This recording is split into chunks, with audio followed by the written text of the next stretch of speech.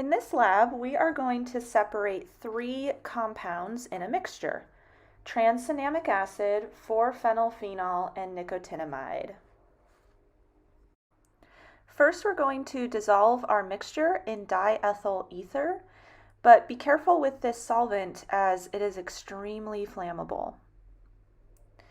So I measured out 50 milliliters of diethyl ether. So I'm going to use that to dissolve my mixture in a beaker.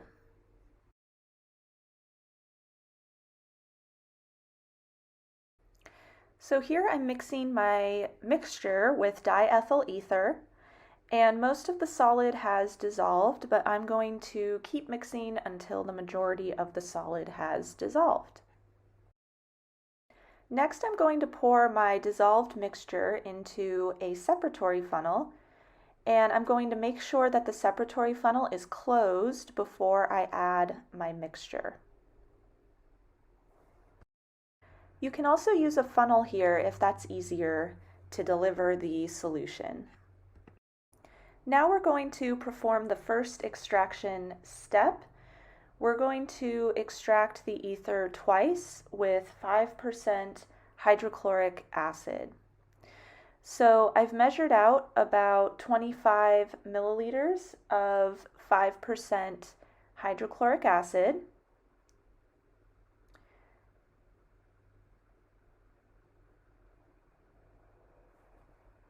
So you'll want to wear gloves during this part because hydrochloric acid can harm your skin. So now I'm just adding the 25 milliliters of hydrochloric acid.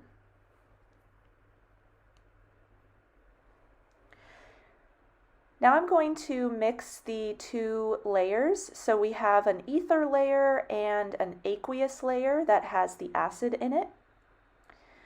Additionally, the acid layer or the aqueous layer is going to separate one of the compounds from the mixture. And it's up to you to decide which of those compounds is removed during this step. So you'll notice I'm mixing back and forth and then releasing some pressure by opening the valve. And during this part, you'll hear a small hiss of air or vapor leaving the separatory funnel. You always want to aim the bottom of the separatory funnel away from you during that part. All right, so now we have 2 different layers, and you need to figure out which one is the ether layer and which one is the aqueous or acid layer. So now I'm going to repeat this extraction step with hydrochloric acid one more time, but first I'm going to collect the bottom layer and label that sample 1. And it's up to you to figure out what sample 1 contains. So now I have 25 more milliliters of hydrochloric acid measured out, and I'm going to add that to my separatory funnel. And we're just going to repeat the same steps that we did before. We're going to mix to make sure that we're thoroughly extracting our first sample. And then I'm going to again collect the bottom layer.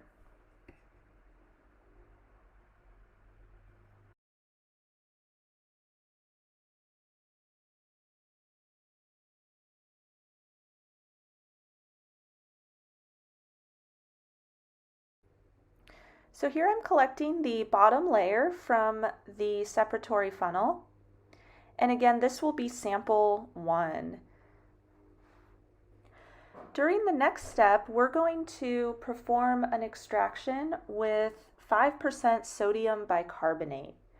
So again, this is an aqueous solution, and we're going to add about 25 milliliters of sodium bicarbonate, and then we're going to mix, collect the bottom layer, and then we'll add 25 more milliliters of sodium bicarbonate. So we're doing 2 extractions with sodium bicarbonate. All right, let's add the first 25 milliliters of sodium bicarbonate to our separatory funnel. And then we're going to mix the solution to make sure that we have a good extraction. And this extraction is going to pull a second molecule out of the mixture. So we're isolating yet another compound here.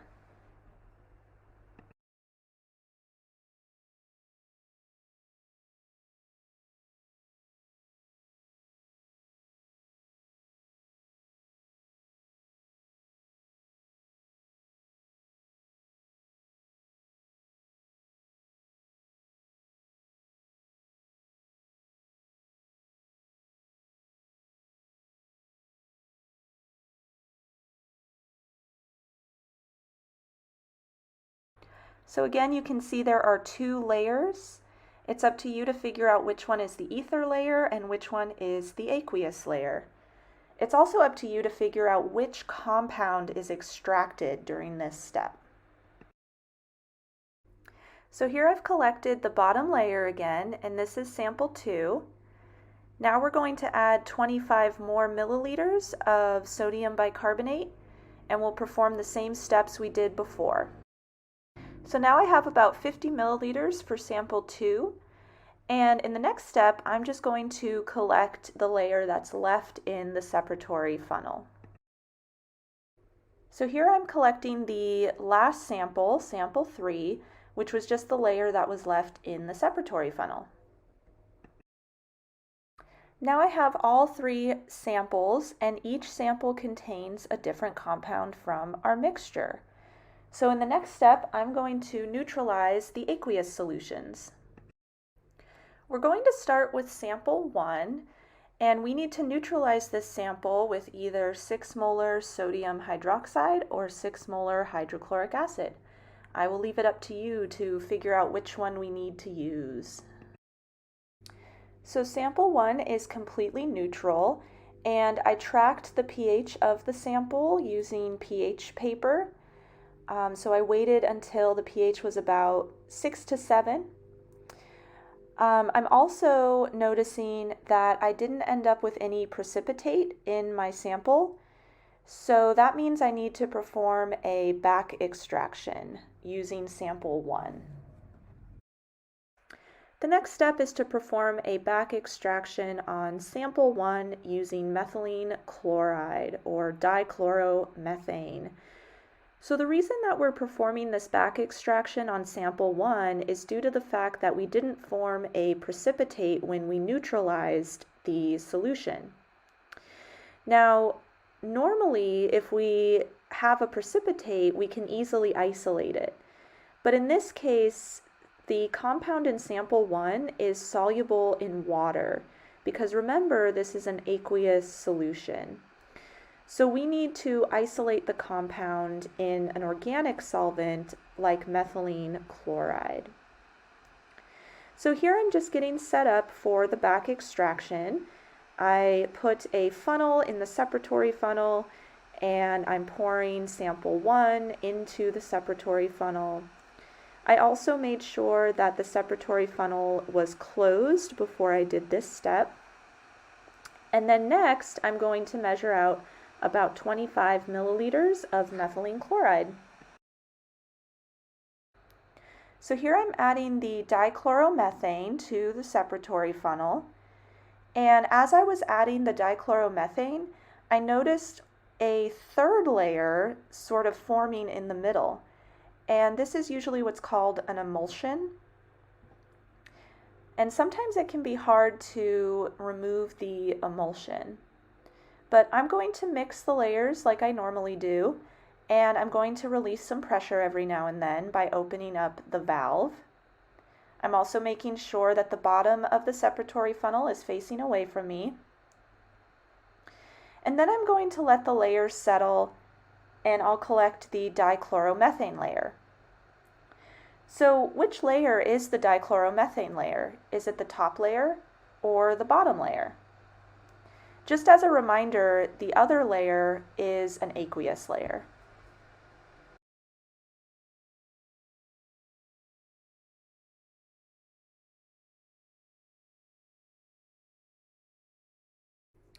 Next, I'm going to back extract again with another 25 milliliters of dichloromethane to make sure that we're obtaining the compound in sample 1.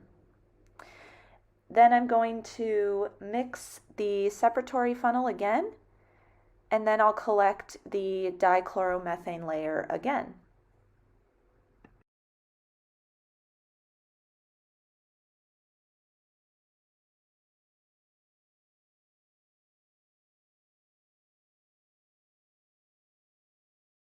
So here I have both layers from my separatory funnel. The reason I collected both layers is just in case I made a mistake and misidentified my dichloromethane layer. So maybe I mixed up which layer was which. I'm pretty sure the one in the Erlenmeyer flask is the dichloromethane layer, but just to be safe, I saved the other one so I can always go back and use that layer if I need to. The next step, I'm going to add some sodium sulfate to sample 1, and this is going to remove any water that might have gotten into my dichloromethane layer, because that can happen. So I'm just adding a small scoop, and then I'm going to mix a little bit. And we really want to add enough sodium sulfate so that we don't see any clumping of the sodium sulfate. Now in this sample, we can see clumps of sodium sulfate at the bottom. So that is probably grabbing onto some water in the sample. So I'm going to add some more until I don't see any clumping.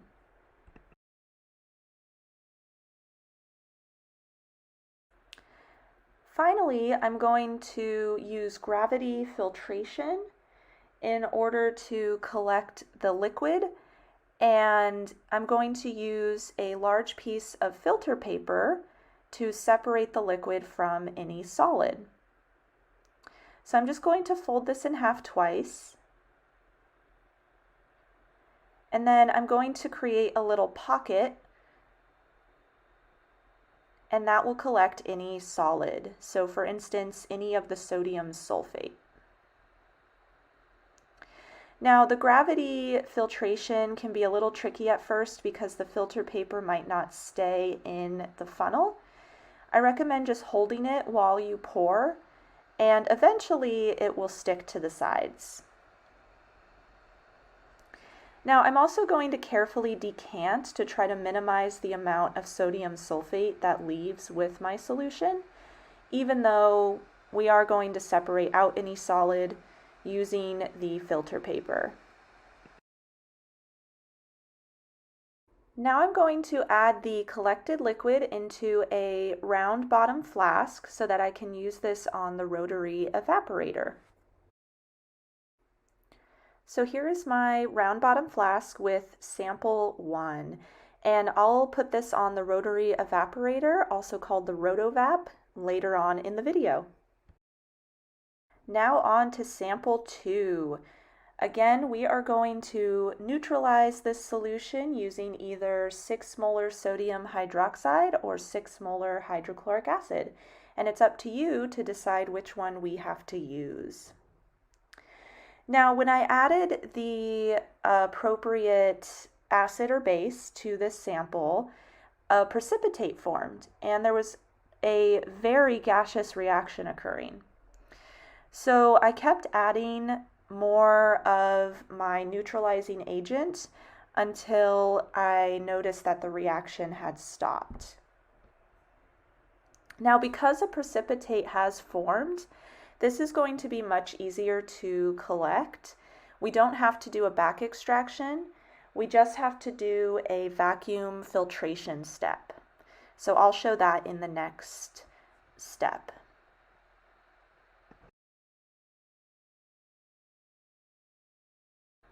So here is our vacuum filtration setup. We have our sample 2 ready to be filtrated, and we have our Buchner funnel set up in an Erlenmeyer flask.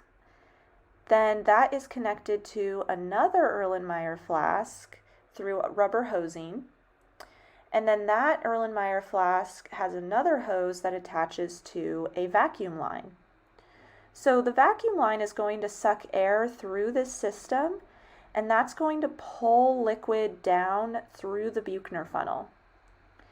Now, in order to keep our solid separate, we're going to use a piece of filter paper that's perfectly sized for the Buchner funnel. So here is the Buchner funnel filter paper. We're just going to set that in the Buchner funnel to catch any solid from our sample. So now we're going to pour sample 2 into the Buchner funnel, and note that the liquid is going to pull through to the bottom. It looks a little frothy. And then we're going to collect the solid in the top. Now sometimes we have to do a washing step or a rinsing step for the flask because oftentimes solid will be left behind. So I'm going to use methanol for this step because methanol likely won't dissolve my solid. If I had used water, for instance, that could have dissolved my solid. So you always want to pick your rinsing solvent carefully. So here is the methanol. Again, I'm just going to add a little bit to my flask and rinse it so I can remove the rest of the solid and try to collect as much as possible. So I'm just doing a simple swirling motion and I'm collecting the rest of the solid. The methanol just gets sucked through to the Erlenmeyer flask during this step. Here you can see some of the crystals. They're white, so they sort of blend in with the filter paper. So it might be a little hard to see, but they are there, I promise. And we're going to let this dry by leaving the vacuum on for a few more minutes, and then we'll collect the solid. Here is sample 3, which was the last layer in the separatory funnel. So this was our ether layer. So what we're going to do is dry this layer using magnesium sulfate. So this will remove any water from our sample.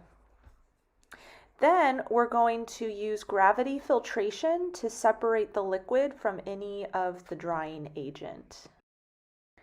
So here I'm adding the drying agent to the ether layer to remove any water from my sample.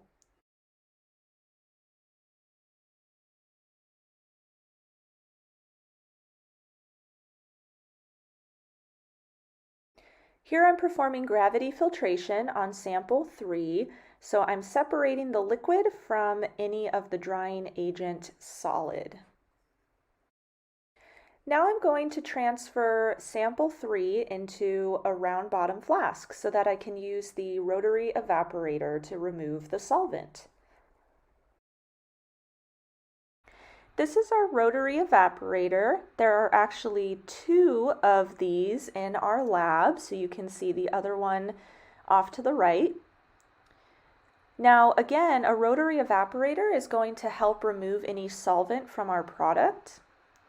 So what we do is we clip our round bottom flask onto the instrument and lower it into a bucket of water there. The water will heat up, which will help vaporize this solvent. Then the vapors from the solvent will travel up the instrument.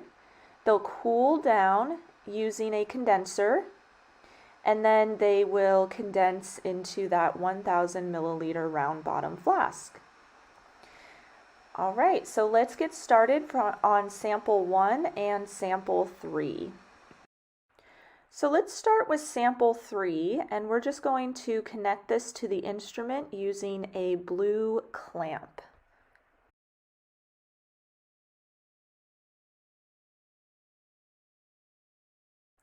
So I've turned the instrument on, and you'll notice that the round bottom flask is rotating.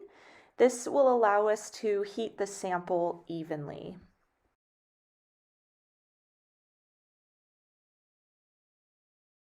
Next, I'm going to turn on a vacuum pump, which will pump out any fumes. So I've lowered our round bottom flask into the water bath below, and this water bath is heated to about 33 degrees Celsius. So that is vaporizing the solvent, and all we'll have left is our solid sample. A few minutes later, you can see that most of the solvent has evaporated and solid has deposited on the walls of the round bottom flask. Once everything has evaporated, we're left with our round bottom flask, and the solid for sample 3 is deposited on the inside. So now we can use this to get a melting point. I'm also going to run sample 1, which had solvent left over. So here I'm just running it, and we'll see how much solid we get. So for sample 1, we didn't get very much product. There might be just enough to get a melting point, but it looks like my yield here was pretty low. So here are my 3 samples side by side. We have sample 1, 2, and 3. So now I'm going to get a melting point for each of my 3 samples using a DigiMelt. Now sample 1 didn't have very much product, so we're going to see how well that goes. We might only get one shot at getting a melting point here. To spare you the pain of watching melting points for all 3 samples, you can find the melting point ranges on the Canvas page for Lab 4.